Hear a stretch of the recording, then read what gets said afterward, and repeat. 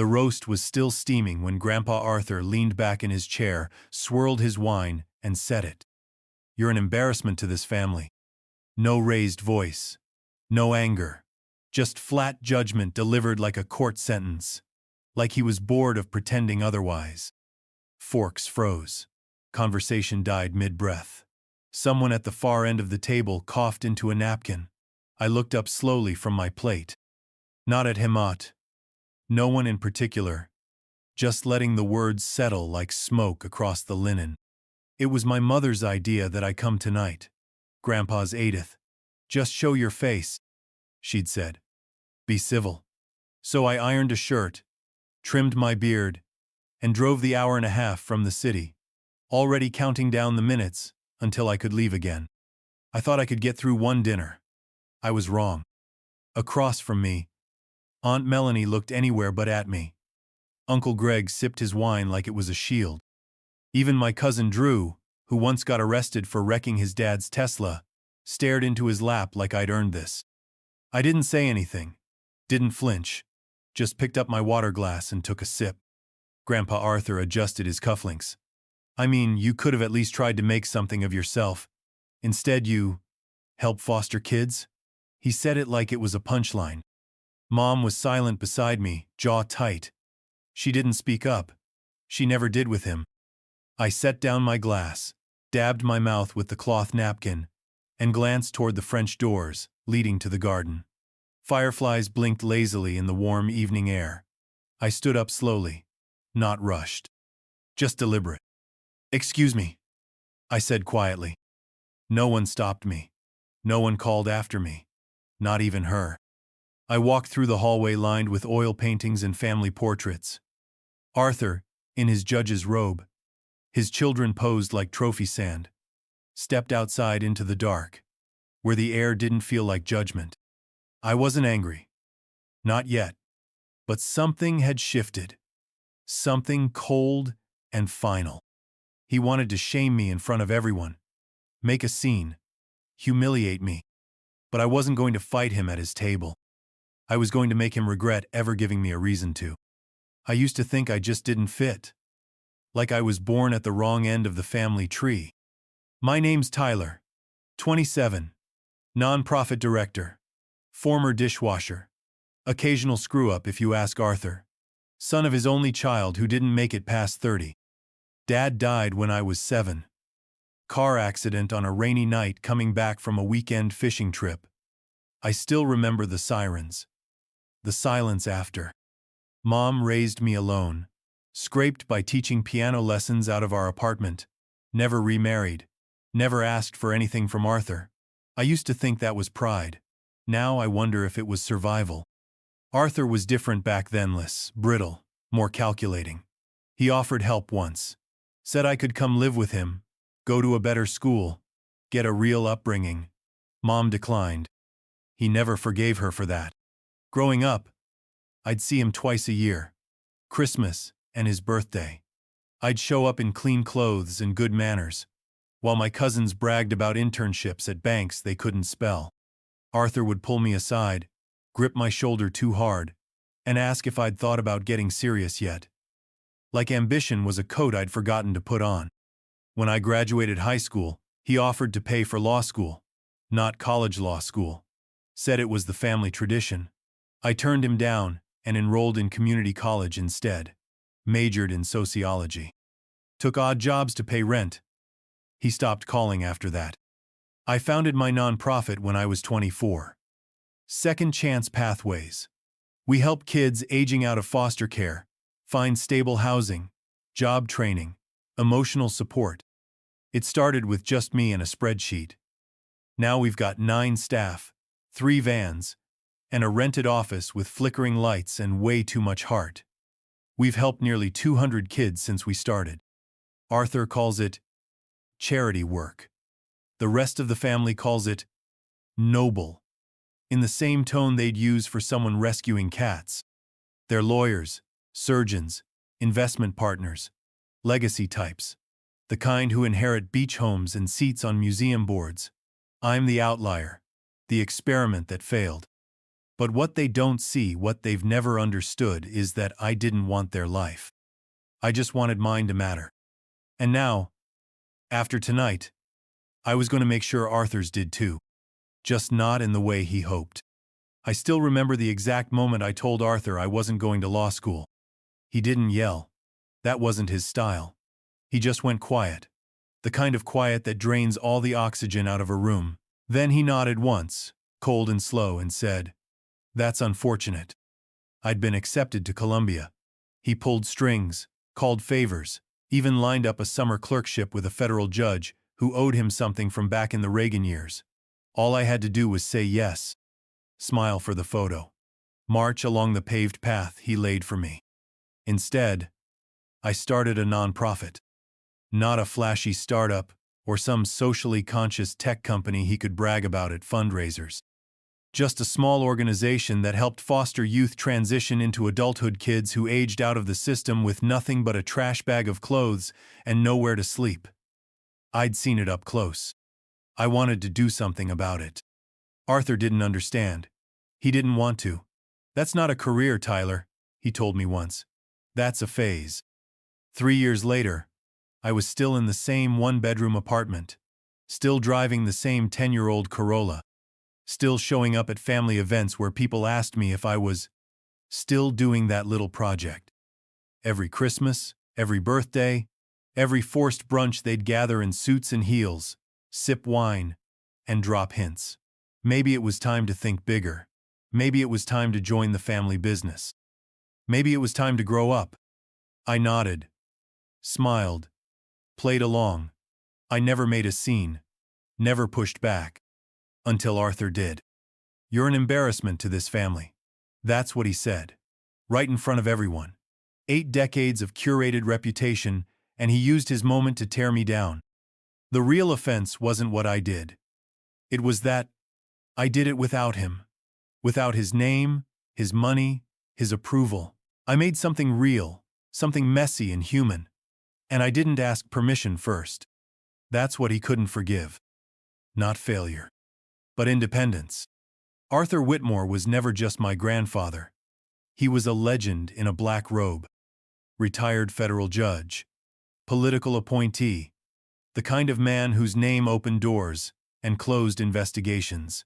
He once had dinner with a sitting president. Kept a photo of it in his study, framed in gold leaf. You couldn't walk 10 feet in that house without being reminded of who he was. He built his legacy on rulings. Rulings on precedents. Precedents on connections. He was methodical, unyielding, polished like marble, and just as warm. The family called him the Judge long after he hung up the robe. Even at the dinner table, he didn't talk about feelings. He talked about leverage. Growing up, you learned quickly. Arthur didn't ask. He decided. If there was a problem, he handled it. A cousin caught cheating at Yale? Gone from the transcript? An uncle's DUI? Handled quietly. When a business venture went sideways, Arthur made a phone call, and suddenly, it didn't. He saw it as leadership. The family saw it as law. Either way, no one questioned it, not if they wanted to stay in the will. This dinner, his 80th, was supposed to be about celebration, legacy, respect. He'd hired a string quartet, imported the wine, even flew in the oldest grandchild from Berlin. It wasn't a dinner. It was a coronation. My being there was a compromise. A symbolic gesture that I was still part of the fold. That I could be tolerated in photos, if not in conversation. Mom begged me to come. "It's just one night," she said. "Don't make it about old grudges." So I put on the tie. I smiled. I played along. But Arthur didn't want tolerance. He wanted allegiance. My presence wasn't enough. My obedience was required. And when I didn't offer it, when I quietly refused to fold myself into his mold, that's when the mask slipped. That's when the lion showed his teeth. Not in private, not in some closed-door rebuke, but at the head of his own table, in front of his loyal court, he called me out, loud enough for the chandeliers to hear. Maybe he thought I'd shrink. Apologize. offer contrition to buy my way back into the fold. He forgot that I wasn't afraid of him anymore. And lions don't roar because they're strong. They roar when they feel the ground shifting beneath them. I didn't say a word. Not when Arthur leaned back like a man who'd made his point. Not when Aunt Melanie muttered something about such a shame. Not even when Drew finally looked up and gave me the kind of half-apologetic glance you offer a stranger getting kicked out of a restaurant. I just stood up. No anger. No theatrics. Just folded my napkin, placed it beside the plate, and said quietly, "Excuse me." That was all. A ripple, not a wave. Mom started to speak, but I gave her a look. She stopped. Arthur didn't. He smiled smug, satisfied. In his mind, he'd won. I hadn't argued. I hadn't defended myself. I just left. And that, to him, was concession. But it wasn't. Something had shifted inside me. Not a fire, a focus. Something sharper. I drove home with the windows down. Air thick with summer heat. Every streetlight felt like a checkpoint. Every memory replayed itself in fragments. My father's laugh. My mother's tired smile. The early years of the nonprofit when rent was a maybe and gas was a luxury. Arthur never lifted a finger for any of it. And yet he believed he had the right to define it. I pulled into my driveway just after midnight. Sat in the car a while, engine ticking as it cooled. I wasn't planning revenge. I wasn't looking to burn the family down. But I wasn't going to stay quiet anymore. Either. Arthur wanted to paint a legacy. One of integrity, service, control. But I knew better. I remembered the whispers, the sudden changes in fortune, the way problems disappeared and people vanished from family photos. I stepped into the house, locked the door behind me, and walked straight to the hallway closet. Top shelf, back corner. Beneath an old Afghan blanket there it was. A cardboard box sealed with blue painter's tape, brittle from time. I carried it to the kitchen table and stared at it for a long time. Arthur built his legacy with words. I was about to tear it apart the same way. The tape cracked like old bone when I peeled it back. The box had been there since I was 18, stored, ignored, and forgotten. Mom had called it keepsakes. But even then, I knew it was something else. Something heavier. Inside. Letters. Dozens of them. Yellowed with age, edges curled. Some typed on thick legal stationery. Others scrawled in Arthur's unmistakable hand, tight, slanted, clinical. There were notes from congressmen, holiday cards from judges, handwritten memos on napkins, clippings from obscure political publications. A man's legacy told not in trophies, but in paper. After my dad died, Mom had kept everything. Said she wanted me to decide, someday, what mattered and what didn't. That night, under a humming kitchen light, I started deciding. One letter caught my eye, a typed note dated 1989 from a federal prosecutor, thanking Arthur for clarifying the matter regarding the Walters investigation. Vague. Clean. But my dad once mentioned Walters to my mom when he thought I wasn't listening. Said Arthur had swept it all under the rug. There were more. A transcript of a phone call from a lawyer in Chicago, discussing preemptive placement of a judge in a pending civil case. A thank you note from a man whose son had just avoided indictment. Arthur didn't just know the system. He orchestrated it. Piece by piece, I built a mental map. The law wasn't his career. It was his weapon. And behind the polished wood of his courtroom had been favors, cover-ups, silent deals that never made headlines. He used his power to protect the family when it suited him. And when it didn't, he used that same power to erase people. Uncle David, for example, who left town after creative differences. That's what Arthur told us. But in one letter, I found David's name circled, underlined, next to the words financial exposure risk. It wasn't paranoia. It was protocol. And now, I was part of the file. I sat back in my chair, a legal pad in front of me, scribbled notes forming timelines, names, Motives. Arthur thought I was a disappointment because I didn't follow his path. But I wasn't on his path. I was on his trail. It started with a case file buried in a faded red folder, misfiled under Donovan Trust, 1992. There was no trust. At least, not one I could find. But there was a name I hadn't heard in years. Charles Kimball. Kimball used to be at every Christmas when I was a kid. Tall, charming, always giving out fancy pens and cufflinks to the older cousins. He ran a construction firm that partnered with the city on big infrastructure projects, bridges, water systems, the kind of contracts no one pays attention to unless they fail. Then, one year, he was just gone. No explanation, no whispers, just erased. Inside the folder were court summaries from a corruption investigation involving Kimball's firm, inflated bids, falsified safety reports, unlicensed subcontractors. A full case ready for prosecution and then suddenly dropped, sealed, and forgotten. Buried under administrative red tape. One memo stood out. A direct letter to Arthur from the lead investigator, dated 2 weeks before the charges were dropped.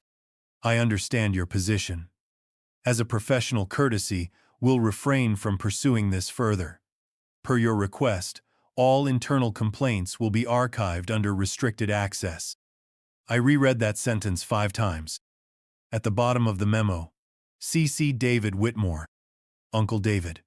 The one who'd moved to Colorado to write a book. The one whose photo had been quietly removed from Grandma's fireplace years ago.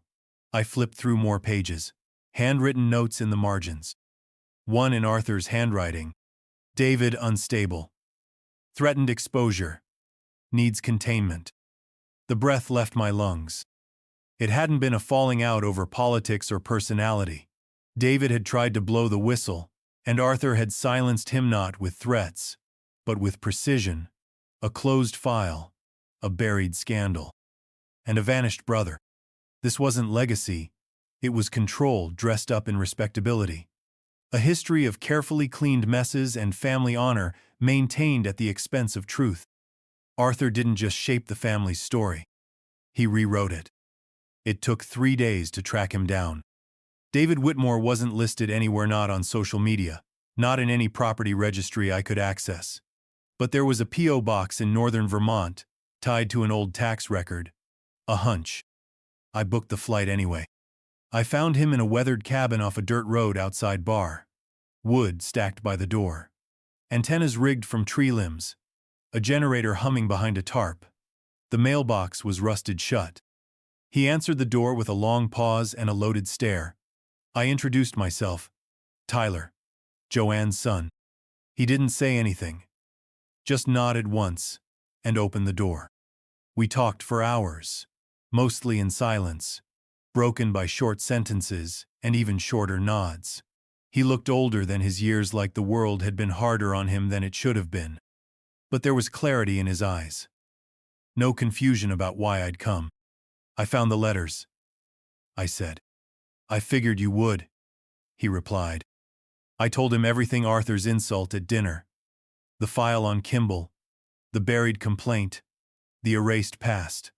He listened quietly, sipping black coffee from a tin mug. I tried to stop it, he said finally. Back then, I thought right was right. Turns out, truth's only useful if it doesn't cost anyone power. Why didn't you go public? He looked at me like I'd asked why he didn't sprout wings and fly. You think the system eats its own? It protects its architects. I wasn't a martyr. I just left. Then he stood up, walked to a dusty filing cabinet, and pulled out a manila envelope. Inside, court transcripts, audio cassettes, internal memos never filed officially. One sheet bore Arthur's signature, ordering the redirection of evidence through a private intermediary. These are copies, he said. The originals are locked in a safety deposit box in Montreal, just in case. I took the envelope with both hands. Heavy, not in weight, but in implication. David looked me dead in the eye. You really want to do this? I nodded. I'm not trying to destroy him. Just show them who he really is." He didn't smile, but there was something close to pride behind his frown. "Then do it right. Don't shout." He sipped his coffee. "Make it undeniable." I went home and cleared the kitchen table. I laid out every document: letters, court memos, audio transcripts, email printouts, photos. I created a spreadsheet with color-coded tabs, dates, names, case numbers, connections. I built timelines that stretched decades. Patterns emerged. Arthur didn't just make problems disappear. He created structures to ensure they never reappeared. I wasn't building a case for a courtroom. I was building a story one no one in my family could look away from. Not blackmail, not revenge, just the truth. And the perfect stage was already set. The Whitmore Family Foundation Gala was 2 weeks away. Annual black tie, media attendance, donor lists, legacy speeches. The board always asked a rising star from the next generation to give a speech. 3 days after I got back from Vermont, Melanie called. "Arthur asked if you'd speak this year. Show the family you're back in the fold. A peace gesture." I agreed. She sounded relieved. Arthur, of course, was already planning the headline. Tyler Whitmore, prodigal idealist, returned to honor his heritage. I spent every night after work polishing the speech, not the one they expected, but the one I needed to give. I rehearsed in the mirror, adjusted the language, balanced tone and tension like I was rewiring a circuit. Just enough charge to spark, not explode. This wasn't about screaming fire. It was about lighting a slow fuse. They wouldn't see it coming. Because I was never the threat, just the disappointment. The ballroom smelled like champagne and ambition. Crystal chandeliers, white linen, every seat filled. Faces I hadn't seen in years. Cousins, judges, family, friends, even a state senator. Arthur sat at the head table, spine straight as marble. When I approached the podium, he gave me a small, approving nod. The lion in winter, believing the kingdom still bowed. I began as they expected. "Thank you for having me. I'm honored to speak tonight not just as a member of this family, but as someone who believes in the idea of legacy." Polite applause. I waited. I used to think legacy meant accomplishments, resumes, portraits in law libraries. But lately I've started to wonder if legacy is what we leave behind, or what we cover up. The room shifted. Slightly. I pulled a folded page from my jacket. In 1992, a corruption case involving a Whitmore business partner was quietly dropped.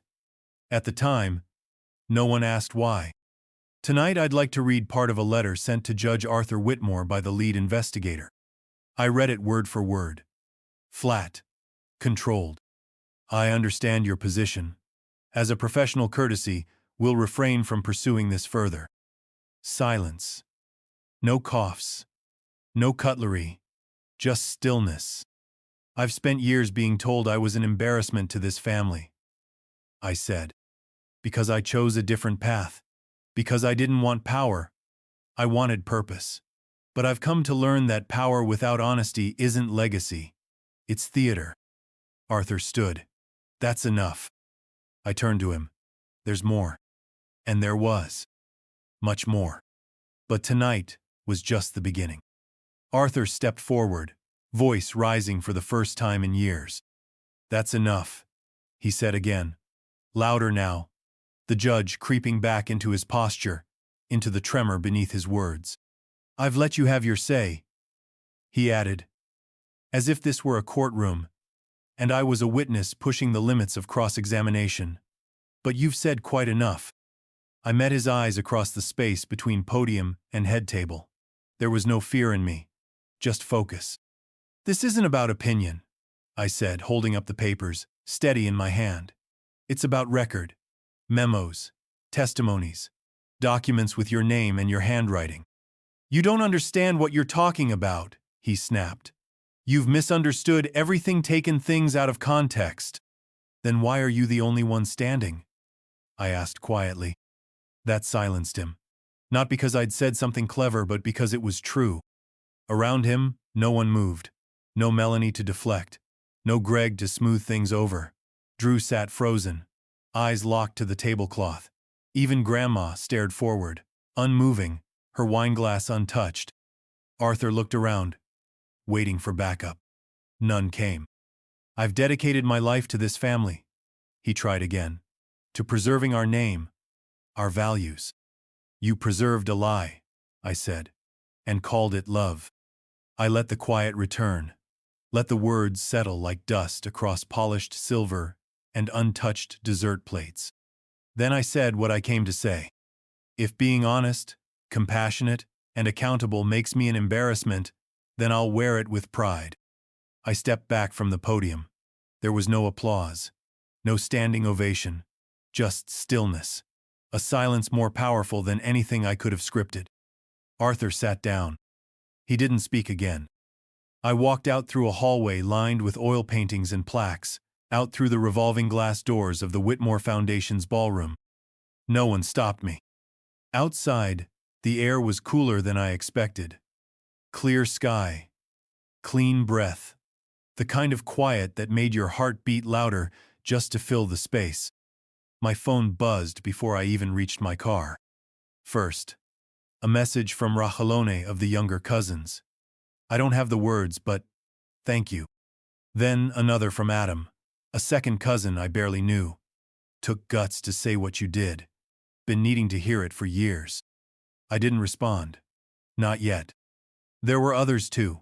Silent stares inside the ballroom that might turn into emails, texts, calls over the coming days. Gratitude hidden under decades of inherited silence.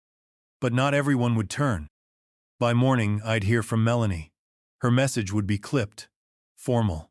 What you did was cruel, she'd say. You've shamed your grandfather and this family. Others would follow. Lines would be drawn. Sides chosen. That night, back at my apartment, Mom knocked on the door.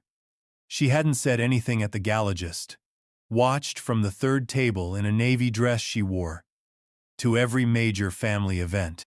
Now, standing in my doorway, her eyes red, her voice soft, she said only this: I'm proud of you. That was enough. We sat at my kitchen table in silence, drinking tea we didn't finish, both knowing the world had changed a little. Not shattered. Just shifted. It didn't happen all at once. There were no headlines. No family-wide emails. Just small movements, quiet retractions, canceled meetings, names disappearing from letterheads. 3 days after the gala, a law firm quietly pulled its sponsorship from the Whitmore Foundation's mentorship initiative. No announcement. Just a line item removed from their annual report. A week later, one of the family's longtime Donorsa real estate developer, out of Boston, stopped returning Arthur's calls, citing a need to reevaluate philanthropic alignment. The real shift came when the university rescinded its invitation for Arthur to speak at their alumni leadership summit.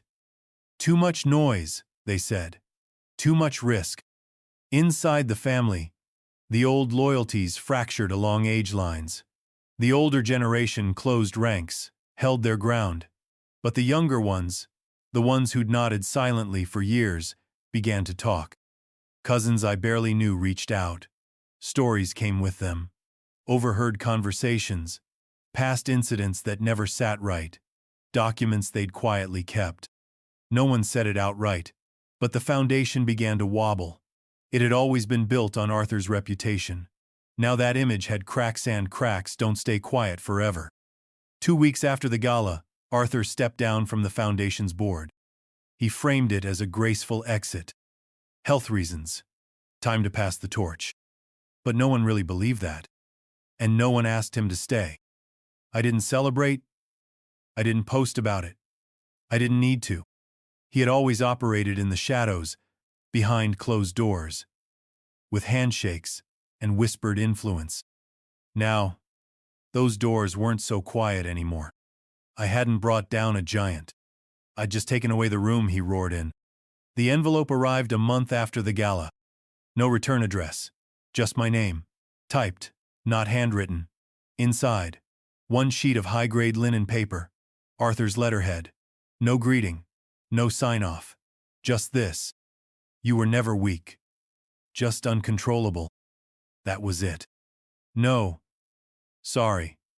No explanation. No reflection on what he'd done or what he'd covered up. Just 7 words that said more than he probably intended.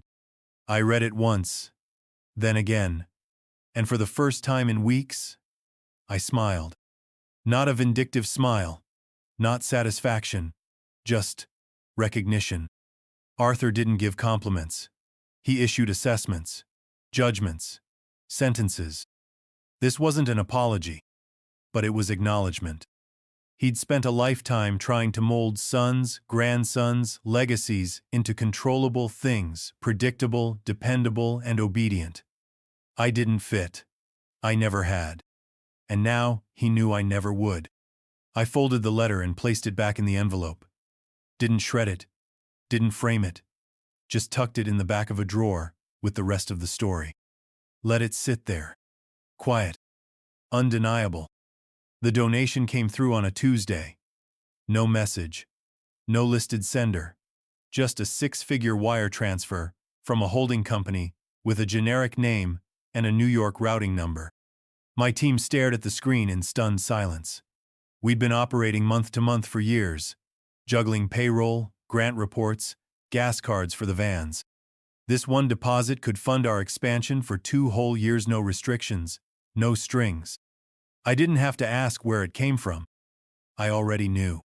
2 weeks before, during the fallout, one of the cousins who had always kept her distance, Sarah, Greg's daughter, corporate lawyer turned lobbyist, had sent a short message. You were right to speak up. I wish I'd had the nerve. I hadn't replied.